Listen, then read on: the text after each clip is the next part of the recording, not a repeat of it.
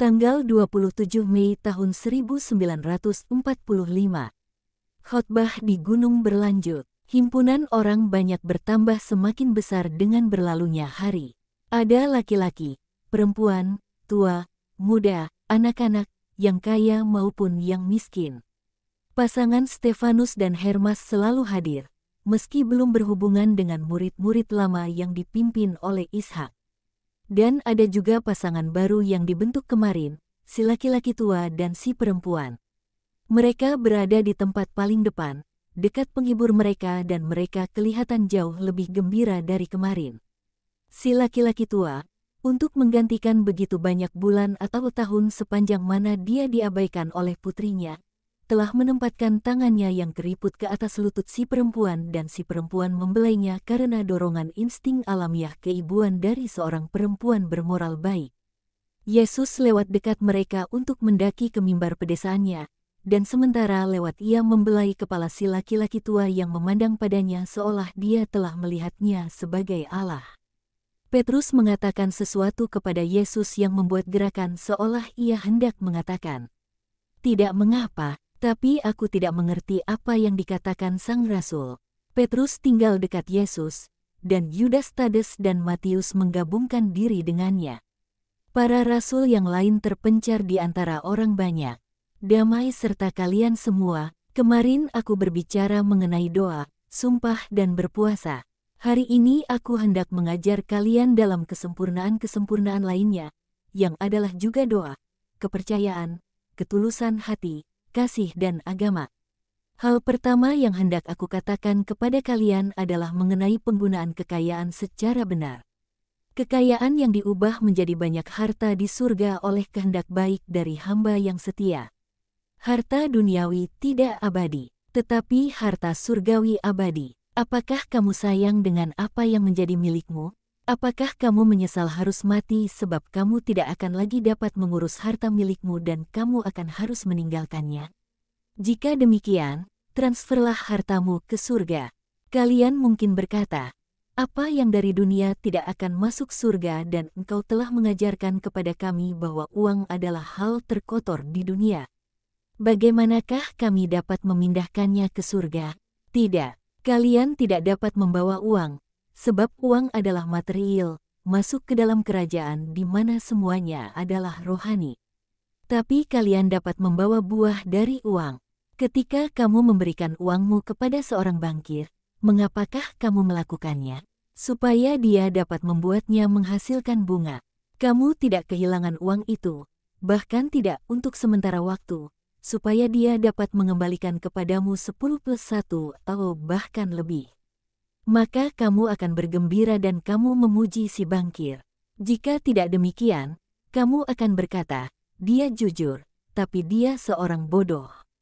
Dan, jika bukannya 10+1, melainkan dia memberimu 9 dengan mengatakan, "Aku rugi sisanya," maka kamu akan mencelanya dan mengirimnya ke penjara. Apakah buah dari uang? Apakah si bankir menanam uangmu dan menyiraminya untuk membuatnya tumbuh? Tidak. Buahnya dihasilkan melalui pengelolaan bisnis yang cakap, sehingga melalui hipotek dan pinjaman dengan bunga, uang bertambah sejumlah premi yang ditetapkan secara tepat bagi peminjaman emas itu. Tidakkah demikian? Sekarang dengarkanlah. Allah memberimu kekayaan duniawi. Kepada sebagian orang ia memberikan banyak, kepada sebagian lainnya hanya sebanyak yang mereka butuhkan untuk hidup. Dan ia berkata kepada kalian, "Sekarang terserah padamu. Aku telah memberikannya padamu. Perolehlah melalui sarana ini suatu hasil seperti yang diinginkan kasihku demi kebaikanmu sendiri. Aku telah mempercayakan padamu kekayaan itu, tapi bukan supaya kamu menjadikannya yang jahat. Buatlah kekayaanmu menghasilkan bunga bagi tanah air sejati, baik sebab reputasi yang aku percayakan padamu, maupun demi rasa syukurmu atas anugerahku. Dan inilah metode untuk mendapatkan hasil itu. Janganlah menimbun hartamu di dunia, hidup demi harta, menjadi keji demi harta, dikutuk oleh sesamamu dan oleh Allah karena harta. Itu tidak sepadan nilainya. Harta tidak pernah aman di bumi ini. Para pencuri dapat selalu merampokmu. Api dapat selalu memusnahkan rumahmu. Penyakit tanaman dan hewan dapat membinasakan ternak dan kebun-kebun buah-buahan. Betapa banyak hal dapat merentankan harta milikmu, entah itu real estate dan harta yang tak terbantahkan, seperti rumah dan emas, entah itu material yang dapat rusak. Seperti segala makhluk hidup, tanam-tanaman dan hewan, atau pakaian-pakaian mahal, semua itu dapat rusak. Halilintar, api dan banjir dapat memusnahkan rumah, para pencuri, hama, musim kemarau, hewan pengerat dan serangga dapat merusakkan ladang-ladang, penyakit menular, demam, cacat, wabah dapat membinasakan ternak, nengat dan tikus dapat merusakkan kain-kain mahal dan perabotan mahal, oksidasi dapat mengkaratkan vas, kandelar dan gerbang-gerbang artistik, semuanya rentan terhadap kerusakan. Akan tetapi jika kalian mengubah kekayaan duniawi menjadi kebaikan rohani, maka kekayaan itu akan menjadi bebas dari segala kerusakan oleh waktu, manusia dan bencana. Timbunlah hartamu di surga, di mana para pencuri tak dapat membongkarnya, dan di mana tak ada bencana terjadi. Bekerjalah dengan cinta belas kasihan untuk segala kemalangan dunia. Kamu dapat membelai uangmu dan menciumnya jika kamu kehendaki. Kamu dapat bersukacita atas panen berlimpah, atas kebun-kebun anggur yang syarat dengan buah, atas pohon-pohon zaitun yang tak terhitung banyaknya yang merunduk dahan-dahannya dengan buah-buah zaitun, dan atas kawanan domba dengan puting-puting susu yang bernas. Kamu dapat bersukacita atas semua itu, tapi tidak dengan suatu cara yang mandul atau cara manusia. Bersukacitalah dengan kasih dan kekaguman, dengan sukacita dan pengharapan rohani. Terima kasih, Allahku, atas uang ini, atas panenan, tanam-tanaman, kawanan domba ini dan atas usaha ini. Terima kasih, domba-domba, tanam-tanaman, padang-padang rumput, usaha, yang melayani aku dengan sangat baik. Semoga kalian semua diberkati, sebab melalui kebaikanmu, ya Bapa yang kekal, dan melalui kalian, wahai semua milikku, aku dapat melakukan sangat banyak kebaikan kepada mereka yang lapar, atau telanjang, tanpa rumah, sakit, sebatang kara. Tahun lalu aku melakukannya untuk 10 orang. Tahun ini, sebab aku punya lebih banyak uang, meski aku memberikan banyak juga sebagai amal kasih, dan panenan lebih berlimpah dan kawanan lebih besar jumlahnya, aku akan memberi 2 kali, 3 kali lipat dari tahun kemarin, sehingga semua orang, juga mereka yang dari diri mereka sendiri tidak memiliki kekayaan, dapat ikut ambil bagian dalam sukacitaku dan bersamaku memberkati Allah yang kekal. Inilah doa seorang benar, doa yang digabungkan dengan perbuatan-perbuatanmu, mentransfer kekayaanmu ke surga, dan bukan hanya memeliharanya abadi untukmu, melainkan kamu akan mendapatinya bertambah oleh buah kudus dari kasih. Timbunlah hartamu di surga supaya hatimu juga ada di sana, di atas dan melampaui resiko di mana bukan hanya emasmu, rumahmu, ladangmu dan kawanan ternakmu dapat menderita kerusakan, melainkan hatimu sendiri dapat diserang dan dirampok, berkarat, terbakar dan dibunuh oleh roh dunia. Jika kamu melakukan itu, kamu akan memiliki hartamu dalam hatimu sebab kamu akan memiliki Allah dalam dirimu hingga hari terberkati ketika kamu akan ada dalam Dia. Tetapi agar jangan mengurangi buah cinta kasih, berhati-hatilah untuk beramal kasih dalam roh rohani. Apa yang aku katakan sehubungan dengan doa dan dengan berpuasa berlaku pula untuk cinta kasih dan untuk segala perbuatan baik lainnya yang mungkin kamu lakukan. Jagalah perbuatan baik yang mungkin kamu lakukan agar terbebas dari sensasi dunia yang mencemarkan, jagalah agar imun dari pujian manusia. Janganlah mencemarkan harum mawar dari cinta kasihmu dan dari perbuatan-perbuatan baikmu, sebab itu adalah suatu kemenyan wangi-wangian sejati yang berkenan bagi Allah. Kebaikan dicemarkan oleh roh yang sombong, oleh keinginan untuk diakui ketika melakukan perbuatan baik dan oleh mencari pujian. Mawar cinta kasih lalu diteteskan dan dilahap oleh siput-siput kesombongan yang besar serta berlendir dan ukupannya dipenuhi dengan jerami busuk dari sampah di atas mana orang sombong itu bermalas-malasan bagai seekor binatang yang kenyang makan.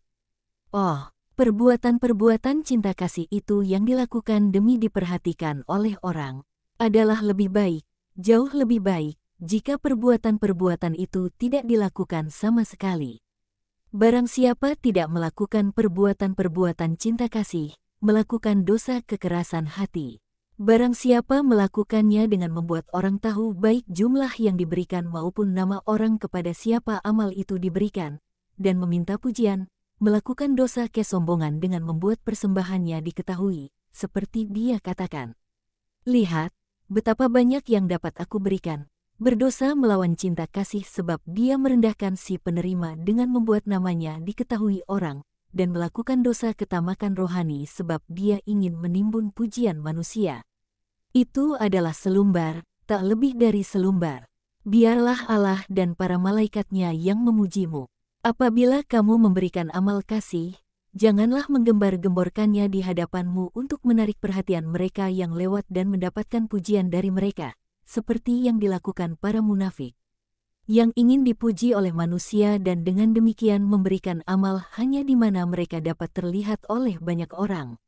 Mereka juga sudah menerima ganjaran mereka dan tidak akan mendapatkan ganjaran lainnya yang dari Allah. Janganlah melakukan dosa yang sama dan janganlah bersikap begitu pongah. Tetapi apabila kamu memberikan amal kasih, janganlah biarkan tangan kirimu tahu apa yang dilakukan tangan kananmu, jadi berikan amal kasihmu secara diam-diam dan rendah hati dan lalu lupakan mengenainya. Janganlah berlama-lama mengagumi perbuatanmu, membualkannya seperti kodok yang merenungkan dirinya dengan matanya terselubung dalam kolam dan melihat juga awan-awan, pepohonan dan gambaran alam sekitar tepi sungai yang tercermin dalam air yang tenang dan ketika dia melihat bahwa dia sangatlah kecil dibandingkan semua itu, yang sangatlah besar, si kodok menggembungkan dirinya dengan udara hingga meletus. Juga kemurahan hatimu tidak ada artinya dibandingkan yang tak terhingga, yang adalah kemurahan hati Allah. Dan jika kamu ingin menjadi sepertinya dan menjadikan kemurahan hatimu yang kecil itu sebegitu besar hingga menyamai kemurahan hatinya, kamu akan memenuhi dirimu sendiri dengan angin kesombongan dan akan berakhir dengan kebinasaan. Lupakan itu, lupakan perbuatan itu sendiri. Suatu terang, suatu suara manis akan selalu ada bersamamu dan menjadikan harimu cemerlang. Manis dan bahagia, sebab terang itu akan menjadi senyum Allah. Madu itu akan menjadi damai rohani, yang masih berasal dari Allah, dan suaranya akan menjadi suara Allah, Bapa yang akan berkata kepadamu, terima kasih. Ia melihat kejahatan yang tersembunyi dan kebaikan yang tersembunyi dan akan memberimu suatu ganjaran untuknya. Aku dapat, Guru, engkau berdusta terhadap perkataanmu sendiri. Komentar marah sekonyong-konyong datang dari tengah orang banyak. Mereka semua berpaling ke arah datangnya suara. Ada kekacauan. Petrus berkata, sudah aku katakan padamu, apabila ada seorang dari mereka yang di sana, semuanya akan menjadi kacau. Banyak orang dari antara orang banyak itu berbisik mengejek dan menggerutu terhadap si pengecam. Yesus adalah satu-satunya yang tetap tenang. Ia melipat kedua lengannya dan berdiri, dengan postur tubuhnya yang tinggi, di atas batu karang, dengan matahari di hadapannya, dalam jubah biru gelapnya. Si pengecam, tanpa menghiraukan reaksi orang banyak, melanjutkan, engkau seorang guru yang buruk sebab engkau mengajarkan apa yang tidak engkau lakukan dan diam, pergi sana, memalukan, teriak orang banyak. Dan lagi, kembalilah ke ahli-ahli Tauratmu, guru saja sudah cukup buat kami. Biarlah orang munafik pergi bersama mereka yang munafik, kalian para guru palsu, lintah darat, dan mereka melanjutkan cemooh. Namun suara Yesus menggelegar, tenang, biarkan dia berbicara, dan orang banyak tidak lagi berteriak-teriak, tetapi mereka membisikkan cemooh mereka dengan sekaligus menatap marah padanya. Ya, engkau mengajarkan apa yang tidak engkau lakukan. Engkau mengatakan kepada kami bahwa kami seharusnya memberikan amal kasih tanpa dilihat orang, dan kemarin di hadapan seluruh orang banyak engkau mengatakan kepada kedua orang miskin itu, tinggallah dan aku akan memuaskan rasa laparmu. Aku katakan, biarkan kedua orang miskin itu tinggal di sini. Mereka akan menjadi tamu terberkati yang akan memberi rasa pada roti kami. Tidak ada yang lain. Aku tidak mengatakan aku ingin memuaskan rasa lapar mereka. Orang miskin manakah yang tidak sekurang-kurangnya memiliki sedikit roti? Adalah sukacitaku untuk memperluas kepada mereka persahabatan baik kami. Tentu saja, engkau licik dan engkau dapat membodohi orang. Si laki-laki tua berdiri, berbalik dan dengan mengangkat tongkat jalannya dia berteriak. Lidah setan yang mendakwa yang kudus, apakah kau pikir bahwa kau tahu semuanya dan bahwa kau dapat mendakwanya atas apa yang kau ketahui? Sebab kau tidak mengenal siapa Allah dan siapa Ia yang kau hina, jadi kau tidak mengenal perbuatan-perbuatannya. Hanya para malaikat dan hatiku yang dipenuhi sukacita mengenalnya. Dengarkan aku, teman-teman, dengarkan semua orang, dan lihat apakah Yesus adalah si pendusta dan si pongah seperti yang dikatakan si pengkhianat bait Allah itu. Dia, tenanglah, Ismail, tenanglah demi aku, jika aku membuatmu bahagia, tolong buatlah aku bahagia dengan bersikap tenang. Yesus minta dengan sangat kepadanya. Aku taat padamu, Putra Kudus. Tapi izinkan aku mengatakan hanya ini, berkat dari seorang Israel tua yang setia ada atas Ia yang menolongku dalam nama Allah dan Allah menempatkan berkat itu pada bibirku untuk aku dan untuk Sarah, putriku yang baru, tapi tidak akan ada berkat atas kepalamu. Aku tidak akan mengutukmu, aku tidak akan mengotori, dengan suatu kutukan, mulutku yang harus mengatakan kepada Allah, terimalah aku. Aku tidak melakukannya terhadap putriku yang tidak mengakuiku, dan aku telah menerima suatu ganjaran ilahi untuk itu.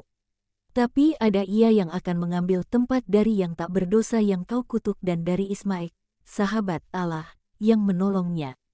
Paduan sorak-sorai menutup perkataan si laki-laki tua yang duduk kembali. Sementara seorang laki-laki menyelinap pergi, dengan diikuti cemooh. Orang banyak lalu berteriak kepada Yesus, lanjutkan, lanjutkan, Guru yang kudus. Kami hanya akan mendengarkan Engkau. Dengarkanlah kami, bukan burung-burung terkutuk pembawa kejahatan itu. Mereka iri, sebab kami mengasihi Engkau lebih dari kami mengasihi mereka. Tetapi Engkau kudus, mereka jahat. Lanjutkan berbicara kepada kami. Engkau dapat lihat bahwa kami tak memiliki kerinduan lain selain dari mendengarkan Engkau. Rumah kami, pekerjaan kami, semua itu bukan apa-apa, kami meninggalkannya demi mendengarkan Engkau. Ya, aku akan berbicara kepada kalian. Akan tetapi janganlah marah atas apa yang terjadi. Berdoalah bagi orang-orang malang itu. Ampunilah mereka seperti aku mengampuni. Sebab jika kamu mengampuni orang atas kesalahan mereka, juga Bapamu yang ada di surga akan mengampunimu atas dosa-dosamu. Tapi jika kamu menyimpan dendam terhadap orang dan tidak mengampuni mereka, pula Bapamu tidak akan mengampunimu atas kekurangan dan kelemahanmu. Dan semua orang butuh diampuni. Aku katakan kepada kalian bahwa Allah akan memberimu suatu ganjaran, bahkan meski kamu tidak minta untuk diganjari atas kebaikan yang kamu lakukan. Tapi janganlah berbuat baik demi ganjaran, demi suatu jaminan akan hari esok. Janganlah berbuat baik dengan dibatasi oleh batasan-batasan sempit ketakutan, dan sesudahnya. Akankah aku punya cukup untuk diriku sendiri? Dan jika aku tidak punya apa-apa, siapakah yang akan menolongku? Akankah aku menemukan seorang yang akan melakukan seperti apa yang telah aku lakukan? Dan ketika aku tak lagi dapat memberi, akankah aku masih dikasihi? Lihat, aku punya sahabat-sahabat yang berkuasa di kalangan orang-orang kaya dan aku punya sahabat-sahabat di antara orang-orang miskin di dunia. Dan dengan sungguh-sungguh aku katakan kepada kalian bahwa mereka yang berkuasa bukanlah yang paling dikasihi. Aku pergi kepada mereka bukan demi kepentingan atau keuntunganku sendiri, tetapi sebab mereka dapat memberiku banyak untuk mereka yang tidak punya apa-apa. Aku miskin, aku tidak punya apa-apa, aku ingin memiliki segala harta di dunia dan mengubahnya menjadi roti untuk mereka yang lapar, menjadi rumah bagi mereka yang tidak punya rumah, menjadi pakaian untuk mereka yang telanjang dan menjadi obat-obatan untuk mereka yang sakit. Kalian dapat mengatakan, engkau dapat menyembuhkan orang. Ya, aku dapat melakukan itu dan hal-hal lainnya. Tapi aku tidak selalu mendapati iman dalam diri manusia, dan aku tak dapat melakukan apa yang akan aku lakukan dan yang ingin aku lakukan, jika hati manusia tidak memiliki iman kepadaku. Aku ingin menolong juga mereka yang tidak punya iman. Dan sebab mereka tidak meminta mukjizat kepada putra manusia, aku ingin, sebagai manusia terhadap manusia, menolong mereka. Tapi aku tidak punya apa-apa. Itulah sebabnya mengapa aku mengulurkan tanganku kepada mereka yang kaya dan aku meminta kepada mereka, berilah aku amal kasih, dalam nama Allah. Itulah sebabnya mengapa aku menjunjung tinggi persahabatan. Esok, ketika aku tak lagi ada di dunia, akan masih ada orang-orang miskin, tapi aku tidak akan ada di sana untuk mengerjakan mukjizat-mukjizat untuk mereka yang punya iman, ataupun untuk memberikan amal kasih demi menghantar pada iman.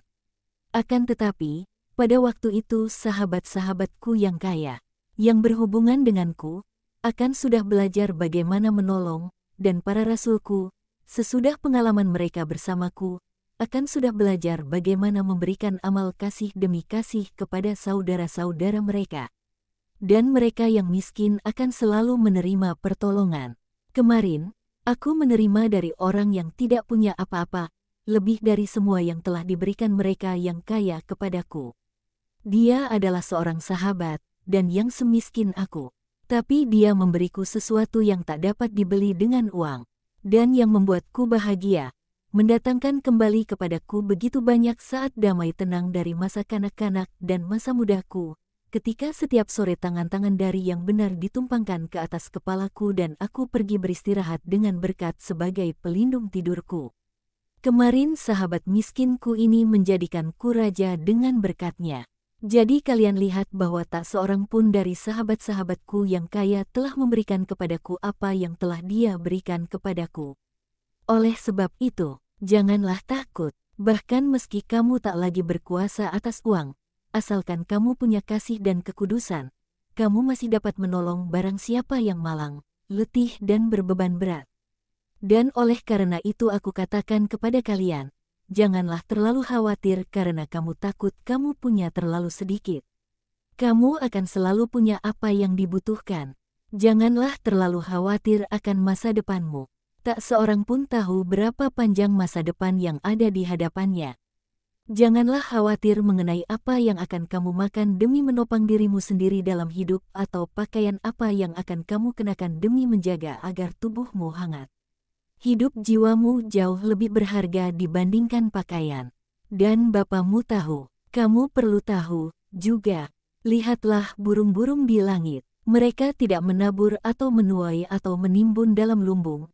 Dan meski demikian mereka tidak mati kelaparan sebab Bapa Surgawi memberi mereka makan.